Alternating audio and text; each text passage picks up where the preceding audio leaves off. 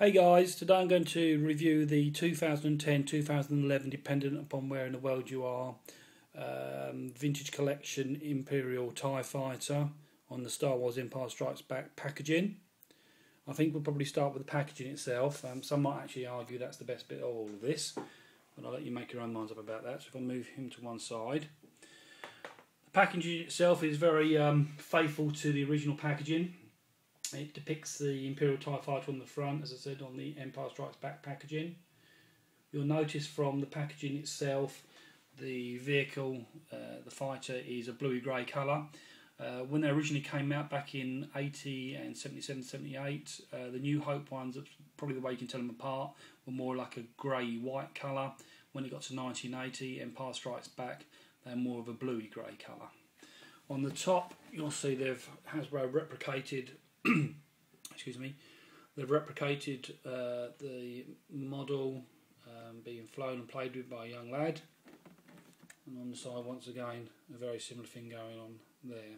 At the back of the box they've kept the vintage collection on one side, which I think is nice because obviously it gives you a choice as a carded, certainly as a carded display, box display, to actually pick the side that you want to show, and of course this side remains the most faithful to the original. The TIE Fighter itself, what can I tell you? Right, well, the cockpit is updated as of 2009, so that's much more movie accurate. Let me see if I can show you inside. You get the idea with all the different features, the controls and the graphics. Also inside there is an ejectable seat with a propulsion unit at the back. You'll get the general idea of that. Obviously that comes out, figure attaches inside and obviously held in place by the mid-section you see on the chair itself.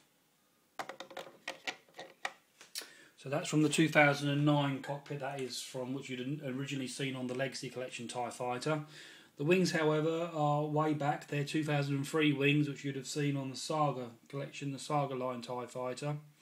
I guess as a collector of the original trilogy and vintage figures and vehicles, I'm kind of sort of in between on this, in that the larger wings on this would obviously be much more movie accurate to the actual movies themselves.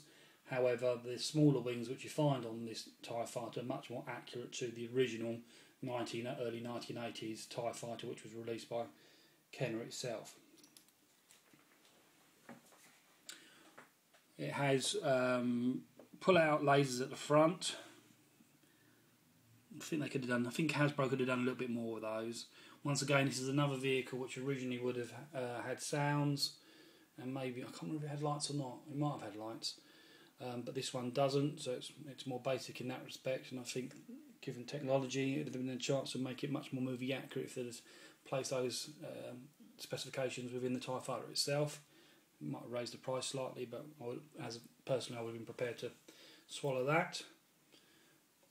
Show you the back and the wings, and cockpit. But all in all, I'm pleased with him. Probably, as I said at the beginning of the review, even more pleased with the actual packaging itself. I think it really sets it off and it goes well in my collection.